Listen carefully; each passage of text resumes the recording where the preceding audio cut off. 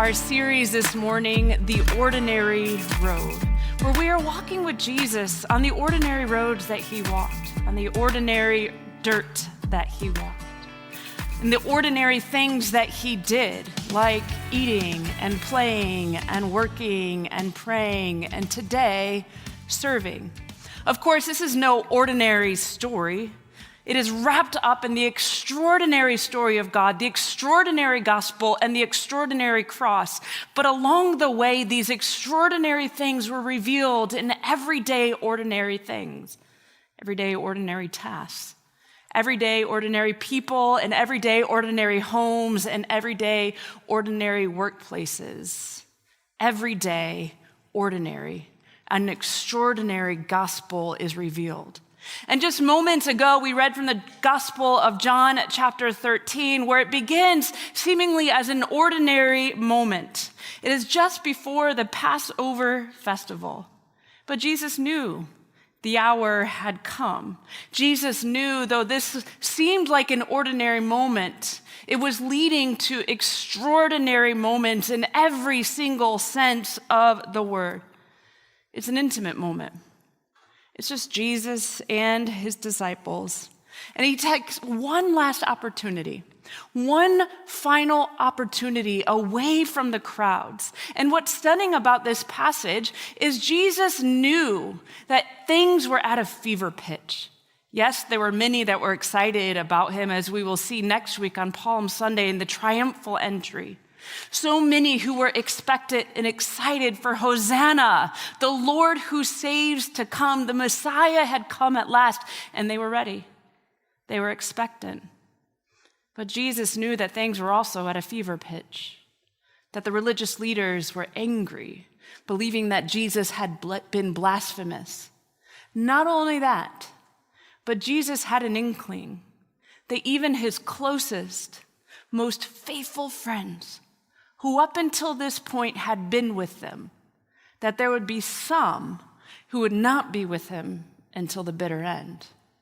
And yet, this passage begins with this stunning proclamation when John says, having loved his own who were in the world, he loved them to the end. Did they love him to the end? Were they faithful to him until the end? Were they faithful in the moment by moment? Of course not. For we know that some would come to betray him. And yet, John's proclamation is that he loved them until the end.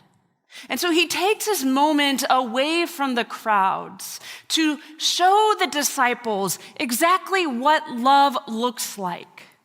And we see this remarkable scene that we read just moments ago that ultimately culminates in a mandate from Jesus, which comes several verses later, verse 34, in fact, when Jesus says to the disciples, he says, "A new command I give you, love one another. As I have loved you, so you must love one another." Now, it's worth noting that up until this point in John's gospel, Jesus has not proclaimed his love for his disciples, for Peter, for John, for Luke. Yes, we know that in John 3:16 that Jesus proclaims, for God so loved the world. And here in this moment, Jesus is not specifically talking in broad terms. Jesus is not proclaiming that he has loved the world, or that he has loved Israel, or that he has loved the people of God, or that he loves the church, or that he loves all of humanity, but he's specifically saying, I love you, Peter. I love you, John. I love you, Luke. I love you, Matthew. This was profoundly and deeply personal, which this entire passage of Scripture must begin there. That before Jesus commands the disciples to love one another, they must first embrace the incredible reality that Jesus actually loves them personally. Knowing that they would betray him, knowing that they won't be faithful all the way to the bitter end, Jesus loves them. And in fact, John reminds us that he loves them all the way to the end. The disciples had to grasp the depths of this.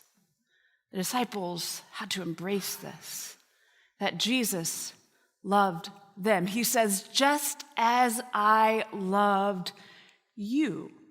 And how did Jesus love them? Again, John tells us, having loved his own who were in the world, he loved them all the way to the end. In other words, he loved them completely.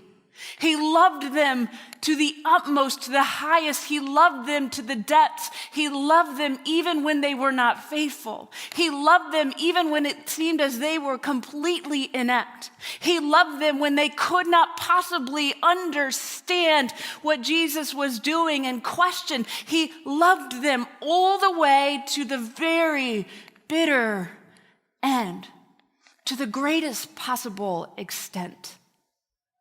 And similarly, how the Apostle Paul says in Romans chapter 8, that there is nothing, absolutely nothing, that can separate us from the love of God Almighty.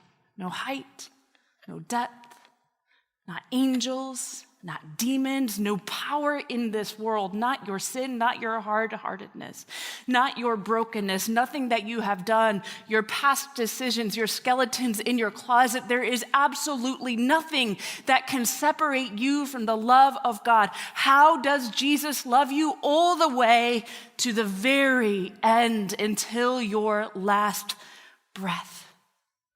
This is a proclamation of the kind of depth of love that Jesus would have. And again, he makes his proclamation knowing what the backdrop is going to be, knowing that his disciples would soon betray him, knowing that he would endure incredible suffering, knowing that he would endure incredible pain.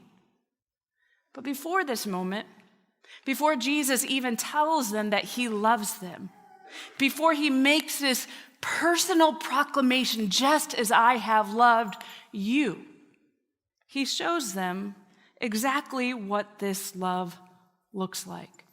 As Jesus shows this personal, intimate kind of love through the act of service.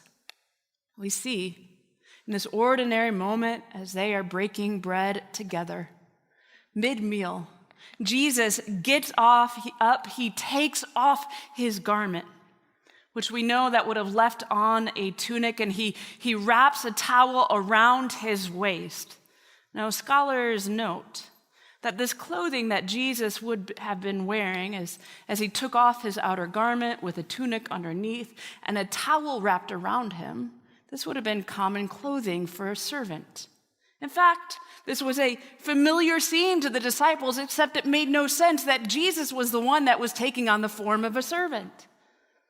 For they would walk into a house for any dinner party, and they're ready to greet them after they'd been walking on the dusty roads, after their feet had been grimy and full of grit and absolutely filthy. Before they would sit down at the meal, they would be greeted there by a servant wearing a tunic with a towel wrapped around his waist, who would stoop down and scrub the feet of the guests. But now it's Jesus taking on the form of a servant. Our first reading today came from Philippians chapter 2, where the Apostle Paul gets it, where he says, who Jesus did not consider equality with God to be grasped, but instead took on the nature of a servant. This was a scene that the disciples were used to seeing. This was a scene they would have been used to propping up their feet, to allow a servant to scrub away the dirt and the grime of their feet. But now this felt humiliating, but now this just felt like too much, because Jesus was their superior. Jesus was the one with authority. He shouldn't be taking on the form of a servant, except that he did. They must have wondered, what is Jesus trying to prove here? See, oftentimes in our world, when we serve one another in that way, sometimes we're tempted to do it so we can prove something. Or sometimes we're tempted to do it so that we can earn our love for that person. Or sometimes we're tempted to do it so that we can earn something in return. And that was even then just how it worked. Either you did it because you were a servant, or you did it to manipulate or get something in return. But interestingly, we know that Jesus knew exactly who he was. Jesus was secure in his identity. Jesus had nothing to prove. And the identity that Jesus was secure in is that he was beloved.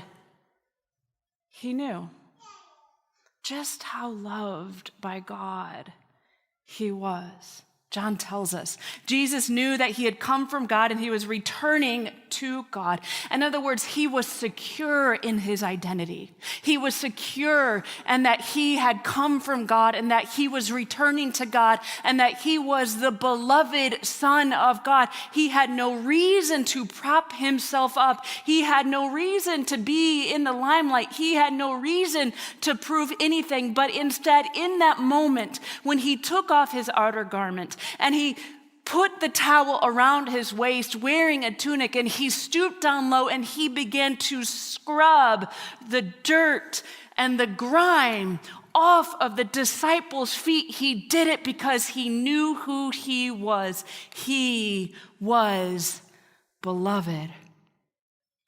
And he didn't need anything else. Today, as we reflect on service, and what it means to serve our neighbors. A Christian mandate, no doubt. A Christian practice, no doubt. Something that we practice here at Good Shepherd over and over. We are passionate about creating pipelines and pathways so that you can live into your God-given purpose in serving. We've got to begin at knowing who we are. Beginning in our belovedness. Trusting and knowing that we are God's, and that out of that belovedness, out of that security, like a security of a child wrapped around his mother's hip, knowing that he is loved, that he is safe and secure, so must we live out of that belovedness and knowing that we are so profoundly loved that how could we not love our neighbor? Jesus knew that days from this moment where he was scrubbing the dirt and the grime off of the disciples' feet, that he would journey to a gruesome place, the cross. And yes, the good news will come, Sunday will come. But he knew that the disciples would soon go out into the world like sheep among wolves. He knew that they would experience their own kind of betrayal. He knew that they would experience their own kind of rejection and persecution and pain, that they would lose friends and family, and all the more important then for them to be secure in who they are. That even through persecution and rejection and trials, they would be immovable, unshakable, because they know exactly who they are as beloved children of God. That's where we must begin. Our service must always be born out of our identity as God's children and as God's beloved. And so what Jesus does for us is shows us that love is shown through service, and love is shown in ordinary acts. Ordinary acts. He shows an extraordinary kind of love. An extraordinary kind of love through ordinary acts. The ordinary acts of washing the feet, of scrubbing the dirt and the grime off of the feet. So ordinary. As I mentioned moments ago, this would have been a scene that the disciples were often familiar with. This would have been something that they knew. It was commonplace. It was everyday. It was mundane. It was ordinary. And yet Jesus showed an extraordinary love. I don't know about you, but when I was young, I wanted to live an extraordinary life. I wanted to be someone that would change the world. I wanted to cure cancer. I wanted to build orphanages all around the globe, maybe win a Nobel Peace Prize. I was young and I had big dreams. I think that in many ways that we are shaped and formed in this world to want to live extraordinary lives. We want to be movers and shakers, but what we eventually begin to learn is sometimes those kinds of people are of the select few. And what Jesus reminds us in this moment, when he takes on the form of a servant, and he stoops down, and he scrubs the grime off of the disciples' feet, an everyday, ordinary act, is Jesus reminds us that the kind of life that God calls us to isn't that we have to live a grandiose life in order to show the love of God. The kind of life that God calls us to is that we don't have to live this extraordinary life and that we don't have to live an extraordinary life in order to show the extraordinary love of God. God doesn't call us to be big world changers, to make the news, in order to make an extraordinary impact. But instead, the kind of life that God calls us to is one that is born out of the extraordinary love of God, where no matter where we go, in ordinary places and everyday acts with ordinary people, we show the extraordinary love of God in every space that we enter into. I love the way Shane Claiborne talks about it. He says that the seeds of the gospel are really small. In other words, they're about meeting people at dinner tables and living rooms in little towns that the rest of the world just doesn't even know about. And yet in those ordinary places, those places that don't make the news, those places where isn't this extraordinary situation, it's in those places that the extraordinary love of God is revealed, and we may never know the ripple effect. We may never know the impact. You and I, friends, we're ordinary people. We don't often like to accept that in the Western world. We all want to live extraordinary lives to be known. We want the fame. We want the accolades. But we are ordinary people who come from ordinary places, who rub shoulders with other ordinary people. We are ordinary Christians, however, who are given the calling to bear witness to the extraordinary love of God in everyday, ordinary places, doing everyday, ordinary things. That is, everyday, ordinary businessmen oriented to the way of Jesus, everyday, ordinary moms oriented towards one another by showing the generous love of God. That is, everyday, ordinary Christians who care for the widow, the orphan, and the poor. That is, everyday, ordinary people who are living into the radically countercultural ways of the gospel in such a way that the world takes notice at the love of God. Everyday, ordinary people who are choosing humility, taking on the form of a servant instead of superiority. Everyday, ordinary people who choose to, in everyday, ordinary places, to lay down their lives. Everyday, ordinary people who daily trust God with their finances so that they can live radically generous lives. Everyday, ordinary people loving others in the supermarkets, in our workplaces, in our schools, in our homes, on the streets. Everyday, ordinary people. Ordinary places with an extraordinary love. Many of you know that I've just returned from Kenya. My husband and I, along with Janine Allen and Ryan Hammer, spent 10 days at Cherish Watoto, one of our mission partners of 18 years. In the coming days and the weeks, you're going to hear many, many more stories. And then also, in fact, I want to encourage you to meet with our executive minister of missional engagement, Janine Allen, after service outside at the table, where she can tell you more about this mission partner. But what I can tell you right now is that it was a completely life-changing trip. I've been on a dozen or so of these trips. I've visited a dozen or so slums around the globe, but this one was different. Why? Because this was a people group that we have been in relationship for 18 years, where this church has been deliberately choosing to trust God with their finances, to lift children out of poverty and give them a chance at life and give them a chance at flourishing. This is a school with some 280 kids that go through high school that our church sponsors and cares for. And what I learned when I was there, that up until now, a lot of these children, by the way, who are orphans, who walk an hour to school each way, a lot of these children who own nothing but the school uniform on their own backs, if they're lucky to even have a school uniform.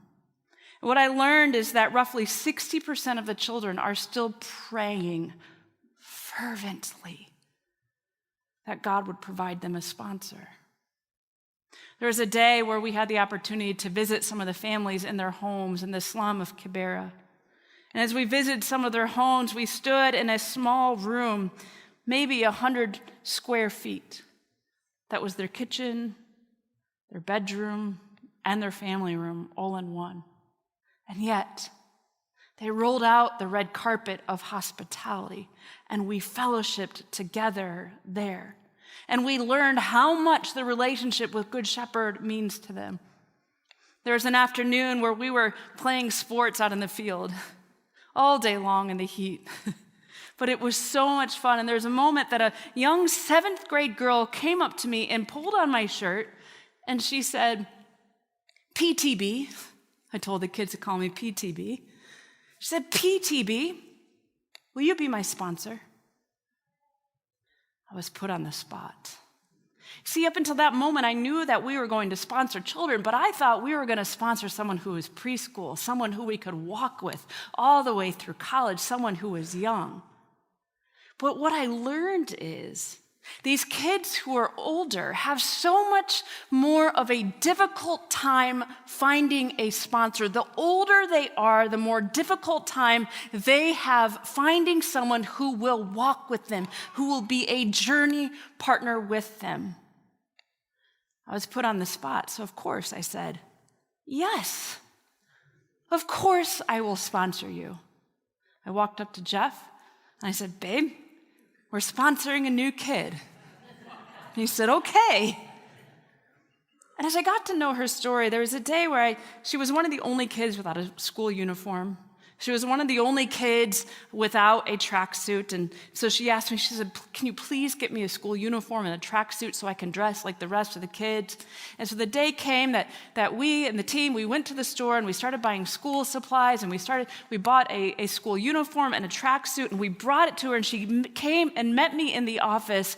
And I'll never forget the gigantic smile on her face as she was tearing through the book bag and looking at all of the school supplies, things that if I had given to my children on Christmas Day, they would have been disappointed. And yet, she studied each piece in that backpack as if it was some of the greatest, most beautiful things she had ever held in her hand. And then the school social worker came out and wrapped her arms around her and held her and said, "Natasha, we've been praying for this since you were a little girl. God has answered your prayers." And I learned in that moment that she lives with her mother in Kibera, that she lives with 2 siblings, one with a disability, with hardly any means to get her to school. She walks an hour to school each way, could not afford the bus. And at one point, her uncle was going to help her out financially, but then her uncle died. And so now time was ticking. She found herself in 7th grade. $40 a month. $40 a month My family and I, we're going to go to Portillo's after church today. And we're going to spend more than that. At $40 a month, the trajectory of her life will be changed. When most young women don't even make it to high school, now Jeff and I are part of shifting the trajectory of her life. Ordinary. It's not going to make the news, won't make headlines. And yet, an ordinary act revealing the extraordinary love of God. My friends, we're just ordinary people, worshiping at this ordinary church off of 75th Street where we will pass 10 more churches on the way home. There's nothing extraordinary, except as everyday ordinary people, we are called in everyday ordinary acts to reveal the extraordinary love of God. How will you do that today?